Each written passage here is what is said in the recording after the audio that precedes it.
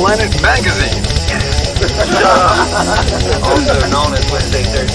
Welcome to Brutal Planet Magazine. Welcome to Brutal Planet Magazine. All compliment, but you're welcome to Brutal Planet Magazine. You're listening to Brutal Planet. Hey, what's up, everybody? CJ Pierce here from Romana Kalkuhl, and you're listening to Brutal Planet Media right here. Get yourself. Hey, I'm Steve from Within the Ruins, and this is Brutal Planet.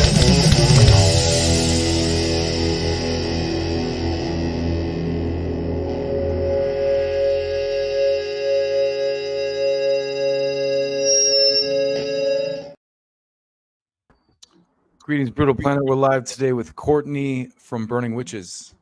How you doing? I'm doing well. Just having my coffee at 4:30 p.m. in Germany, which is a great idea. Yeah. I'm right with you here at, 8:30 here in Albuquerque. Yeah. So how are things in Germany? I thought you're in your car. I'm in my car. I'm at work today, so.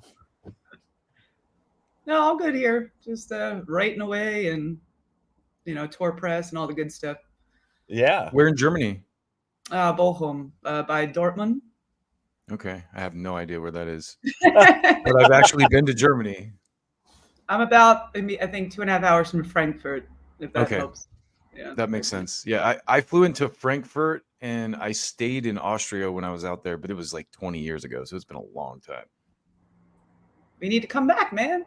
Yeah. Oh, I would love to. In fact, one of the bands I interviewed that was German about 6 months ago, they're like, when you come out, like, we're getting coffee, like we had a whole conversation about coffee. So coffee is great out here, I'll tell you that much.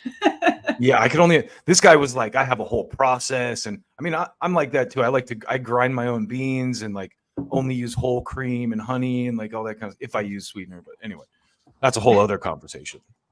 Let's talk about the band. Oh yeah. So are you guys working on new material or Yes, album 6 has begun. We Nice. had one studio day so far in between, touring and gigging around. So yeah, I'm really excited about it too, because obviously new to the band. So yeah. So tell us about that. Tell us about that trajectory a little bit, because you played with Maidens, right? Yeah, 14 years. Wow, man. A long time, but obviously change is good. So yeah. I met the Witches on a tour.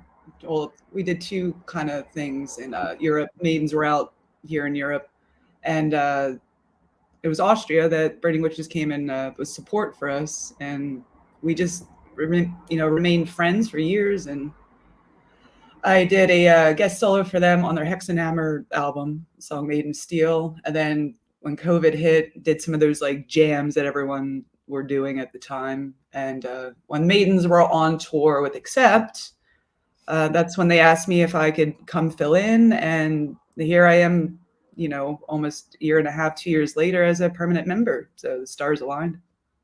That's awesome.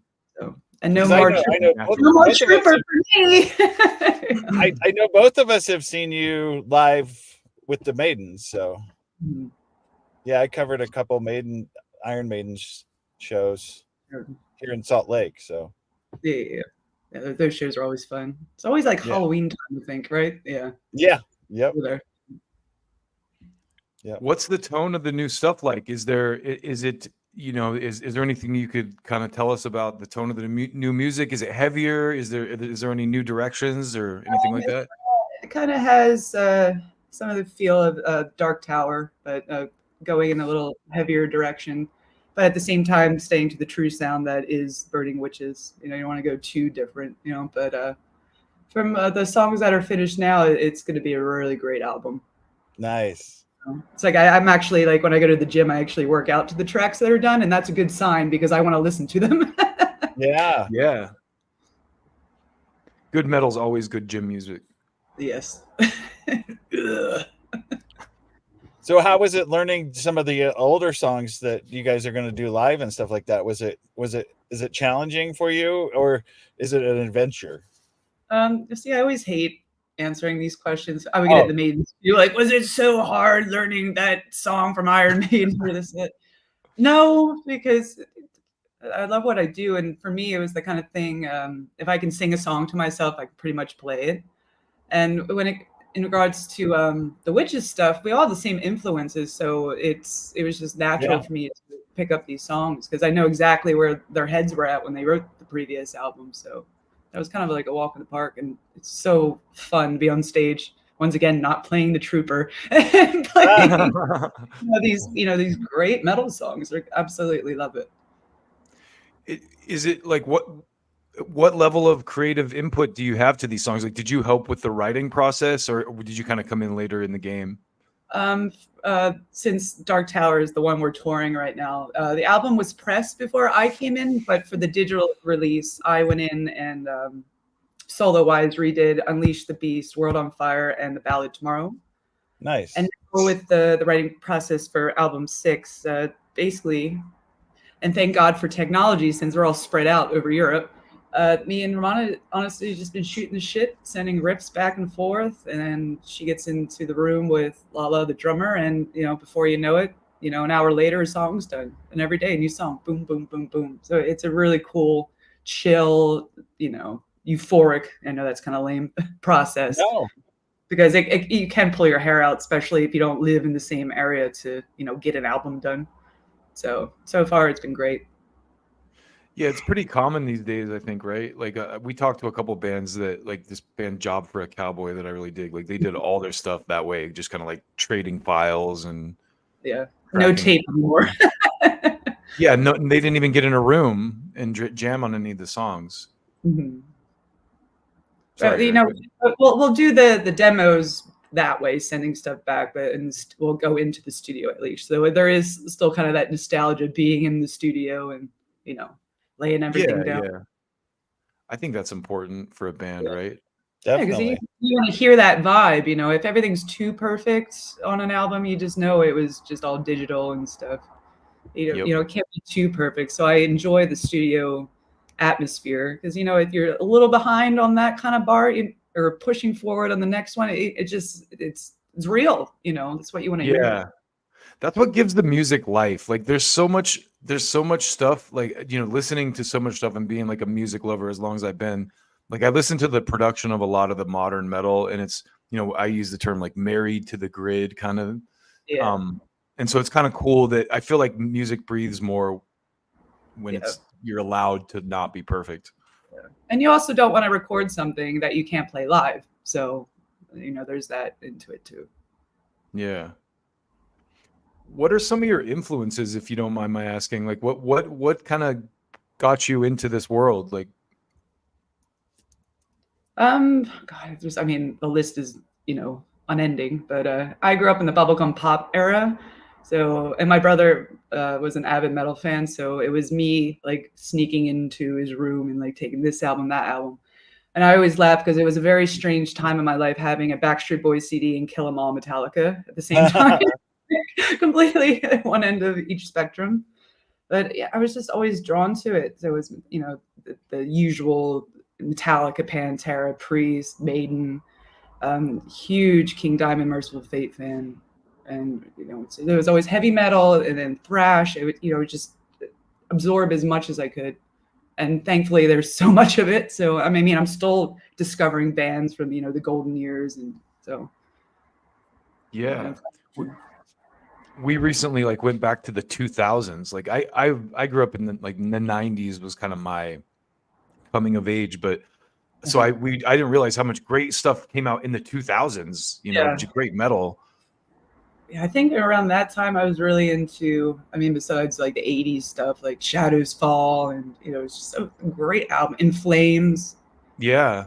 It's really cool. Man, I forget, and I'm friends with the guys, so I can't really say, I forgot about them, but it's like just or being at the gym again and just having a shuffle on and something pop up from that era. Like, wow, I completely I remember I would destroy my cassette listening to this. Yeah. It's just so refreshing to hear that stuff again. Now you're dating yourself because you're talking about cassettes. Cassettes. You wait for the radio to play that one song, hit record real quick. And then it eats, and you have to stick a pencil in there and rewind it back up. And put tape over the little record hole thing. And I miss those days. Yeah. You know, I do miss the sound of a tape though. Jeez, yeah. And everyone's like, I love the sound of like an actual vinyl, but like there is a thing about cassettes though too. Yeah. Well, to that point, we talked to this guy Ulrich Wild recently, who's like a producer, and he was talking about. I had no idea about this, about mastering to 2-inch tape, Mhm. and how like there's a certain like the way that the heads stretch the tape, you have to like put more treble on and stuff. So there's totally a thing to Right. that. Yeah, big science around everything. I know it's so Yeah. eye-opening. You know, you just think it's like, well, even back today, just cut and paste the tape together. Like you think it's so easy, but no. You have to see it Yeah. or you know, These guys did that have you- to like did- flip shrinking. tape. Yeah. Did you grow up in the States? Yeah, I'm from outside Philadelphia. Oh, okay. So East you were Coast. entrenched in it all. Yep. That explains the bluntness too. I can tell you got like kind of a pretty blunt, like bluntness to you. I always got along with East Coast people for that reason. Like I just love the like blunt honesty. Yeah. I remember when I first moved to LA before joining the Maidens, or the first restaurant, like, yeah, can I have a water, please? Oh, would you like a water? I'm like, go fuck yourself. Well, I played in a band in the early 2000s with these guys from Maine, and I always made this joke because like they had a bunch of friends from Boston and stuff, and I would always go like, "Hey, come to our show," and like my Boston friends would be like, "Fuck your band, I hate you guys, but let's get a beer later." And then the LA people would be like, "Oh, I'll totally be there, dude." And then it's like, "Oh, my Exactly. grandma died or something." Yeah. Yeah. But the LA guys would never show up. The Boston guys would show up. Yeah. Oh, No, even the like Boston guys would just tell me, "Fuck your band." Yeah. yeah, or like for me, like the LA, oh yeah, I'll be there. I'm like, no, you're not. Just be honest with me, because you know I'm not going to see you there, and I know where you live, so just be honest now. Yeah. Yeah. And it's not even like to give LA people a break, you know, it's like I'm not. It's just out of like nicety. They're just like, "Oh yeah, totally." They're like, "Oh, but I really don't," you know. It's And not when like I was out there, like, oh, you want to malicious come to the thing. show? I'm like, no. Yeah, exactly. You know, give that ticket to someone else, man. You know, it's like I'm not gonna, you know, lie. So I appreciate that level of honesty though, because it just makes life better, I think. yeah, because I know, especially as a touring musician, that guest list, you know, it's numbered, so you don't want to waste one. Yeah. Yeah. So you don't want to give stuff to somebody you know is not going to show up. Yeah. Well, y'all are touring. It looks like because I was like, are they promoting new music and so it looks like you guys have upcoming tours. Talk a little bit about that. Yeah, we're coming back over. I think this is the 4th time for the band, if I'm not mistaken, because you know everything runs together. But yeah, we heading out. It's mostly West Coast and then going south across Texas, and I think we end up in Florida. Hopefully that's still happening because Milton, Yeah. completely terrible. But we start Fresno, California, October 23rd, and then Whiskey the next day, and you know, just continue on back to the road. And you're coming to Salt Lake, so I'm excited. Yeah, it's been a while since I've been there, but once again, it's around Halloween, right? Yeah, it is. It is. I think it's the 29th. You guys are going to be in Salt Lake, so yeah, that's right. A couple days before. It's the most wonderful time of the year. Yeah. I know, but I wanted it to be on Halloween so I could take part in the costume contest they always have. Yeah. I mean, you could do that anyway. 29th is close enough, I think. I think people would, if like you came in a costume. Plus, you're in a metal band. You can dress up however you want, and people are going to go, yeah. I was telling the rest of the girls, I'm like, you know, we should really fuck with everyone and like dress up as Kiss and then start with like, you wanted the best, you got the best. So everyone's like, are we at the right show? Yeah. I mean, awesome. It would be great. Other than that, I'll probably just show up with my inflatable T-Rex costume again. That's always a fun play. Nice. It can be done. You can play in one. I've done it. The visual of that is always fantastic too. Yes. Well, the fun part is getting into it because, you know, you have that like 30 seconds to get into it and it's slowly inflating. And then you have to put the guitar over it first and then everything else comes up. Just watching someone in a T-Rex suit shred a guitar is always fun though. Yeah. Yes. Especially with the short little arms. I know. Well, at least there's the arm. I'm like, wait, how's this going to work? All right. You convinced me. So when you come to Salt Lake, I'm going to come in costume. You should. I will. What are you going to come in costume as? Well, I can't really tell. I mean, I have a special costume. It's kind of I call it the snake suit. It was handed down from family. It's a family thing, but it's a green polyester homemade outfit that looks totally 70s, and it'll just perfect. It'll be perfect. Okay, I'm like, there he is. Yeah. You'll know me when you see it, because you'll just go, oh, that ugly thing right there. I know. That's Oh, no. Yeah, no, because I mean, swear to God, it's totally homemade. It's from the 70s. My uncle was a school teacher, and so my aunt would make his clothes, and so she made him this. It's got a button down to about a quarter of the way, and then it's got these green bell-bottomy polyester pants that go with it. And I'm assuming it's never been cleaned, so much DNA from over the decades. Yeah. Can I borrow it so I can front a funk band? Yeah, I mean, that's exactly what it looks like it's from. I mean, we could do a trio. Look, it's happening right now. Let's go. Yeah. There we go. Halloween funk metal. Yeah, we could do a little Infectious Grooves or something. Oh yeah. Yeah, there's plenty of crossover. So when you're on tour, how are things the same and how are things different with being with Iron Maidens versus Burning Witches? I mean, traveling wise is the same. Like all these venues that we're about to play, I played countless times, so nothing's new to me.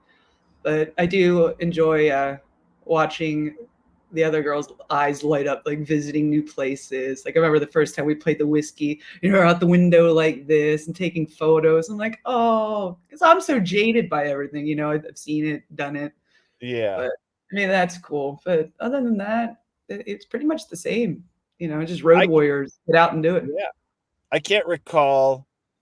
I don't think Burning Witches has ever been to Salt Lake City, so. No. So anytime that'll be fun for them. Yeah. And I've been like telling them like what to pack. I'm like, okay, California is gonna probably be warm-ish, but just bring like a jacket, like snow jacket, because you never know. So yeah, it's the weather patterns have been weird lately. Yeah.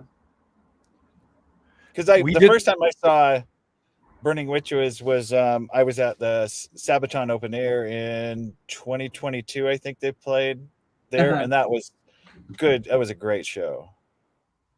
Great show. Cool. How long were you with the Maidens for? 14 years. Oh wow. Yeah. And then we always had the joke, like, man, we've been together more than most bands. Yeah. I mean, with obvious lineup changes, over the years, but yeah, it was always the joke that they're still going. Yeah, you guys have outlasted. It's huge, so. I mean, the Maidens always put on a great show. You guys kind of graduate and then go from the Iron Maidens to something bigger and better.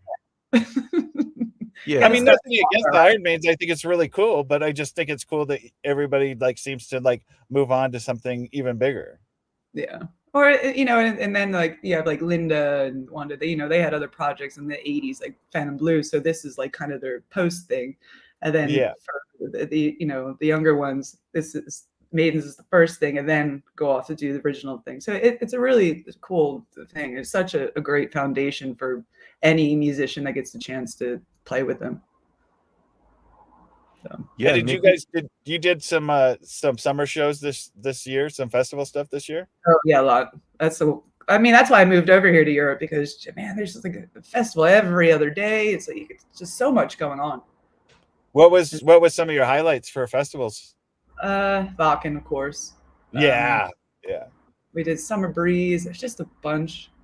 And then we're already confirmed for a lot of cool ones I'm not allowed to say yet for next year that I'm really excited about. And this is me saying I played Wacken, so me being excited again means it's something pretty big. So nice.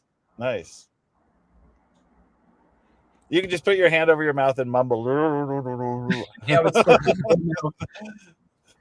just by the syllables, people would know. We did a thing recently about Romana was covered in this documentary about women in metal, and so it was pretty interesting actually. I think it's a really good time for women in metal. Honestly, I think women kind of are dominating metal for the most part right now. Mm. What are your thoughts on that? See, this is where my East Coastness is going to come out. I Good. keep gender out of everything. I never kind of jumped on that bandwagon like, yeah, I'm a female guitar player. It's our time to shine. But honestly, we've always been here, you know, Totally. and then it's the way, it just depends on how you look at it. You know, I always think, yeah, we've always been here. But I think it's more apparent now because labels and stuff have finally woken up to this. But, you know, if you were in the underground scene and stuff, we've been here forever. So it is cool to get that recognition now, but I don't need it, you know, that kind of thing Sure. as a female thing, because I just love to play guitar. It's not like, hey, here I I'm the am. girl. Yeah, yeah, totally. No, that's a great point because it's really kind of a marketing thing. Yeah. But I know, like for me personally, like I grew up going to metal shows, and there weren't a lot of female bands when I was a kid. You know, there were like women in bands. Like there was like the bass player from White Zombie, maybe. You know, so it's definitely much more prevalent now, which I think is cool. And I'm not saying we're all good. There's some yeah. Especially in the new era of Instagram people. I guess I'm not going to mention any names, but you know. So yeah, we don't want to I get say, too controversial before your first.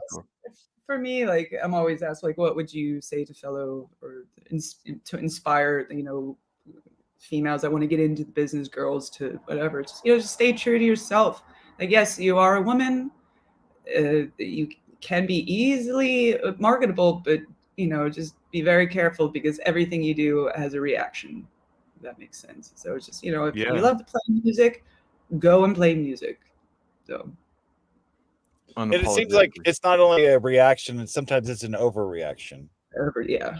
So, you know, I'm constantly on social media as I have to be, but, you know, seeing these posts of certain individuals like, oh, I can't believe this keyboard warrior is saying this, this, and this. And like, you need thick skin for this business. And I mean, if you don't, you're in the wrong business, you know? Yeah. Not everyone's going to like you. And, you know, that's just the blatant truth, you know? I mean, and that goes for every musician, you know, band, whatever. You're not it goes for every person. Yeah, you're not going to be someone's cup of tea, and you know what? That's all right. Don't lose sleep over it. You know, don't let them live in your head rent free. It's just, you know, some dude living in his mom's basement. You know, exactly. The kind of people that say the like most disgusting stuff on social media too would never say it to you in person. Yeah, exactly. It's like, say that to my face, dude. Right. It's like even in a car, I know like we'll do things and say yell things at people that like if you were in an elevator like face to face with that person, would you scream fuck you at them? You know, because I would because I'm from Philly. Yeah. That's and then the joke about me on my persona on tour. Like if I'm really angry, which doesn't happen often, I'll tell you that much, and that's the truth. But when the band starts to hear me swearing like a sailor, they go, "Uh-oh, Courtney's going Philly." I love that. Love it. Yeah, the East Coast, again, I always love that, like, kind of just rawness of that. So, Boston. Well, it's funny because I just got done listening to Scott Ian's autobiography, and he reads that autobiography, and man, just some of the stuff he says, he's just so blunt, and I love it. It's like if he doesn't like something, he says "fuck you," I don't like that, and you know, and then it's just so funny how their differences are in our country like that. Yep. A lot of my favorite hardcore bands too came out of the East Coast, so I think that's another thing for me. It's I just saw what was it? I think I just saw All Out War at Grass Pop this year. Oh wow, nice! That's what I never thought I'd see live, and I was just like, yes. So there's a YouTube channel I follow called Hate 56. I don't know if you've heard of it. No. But it's a Philly-based hardcore channel, and he just like posts like videos of hardcore shows like all day, every day. So yeah, that's great stuff. Mad respect for Philly. That's the other cool thing about touring in Europe and doing those festivals is you're going to see bands probably over there that you'll never see in the United States. Yeah, true.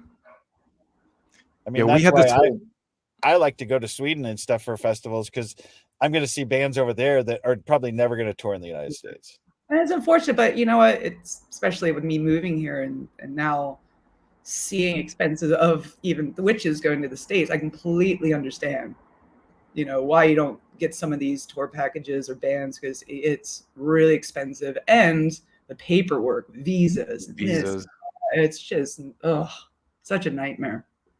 We've talked to enough Swedes at this point. I was like, there's some kind of program, because like I swear 50% of Sweden is just musicians. Yeah, they're all just like in the fjords writing songs, and then they like go out on. Hello, friend.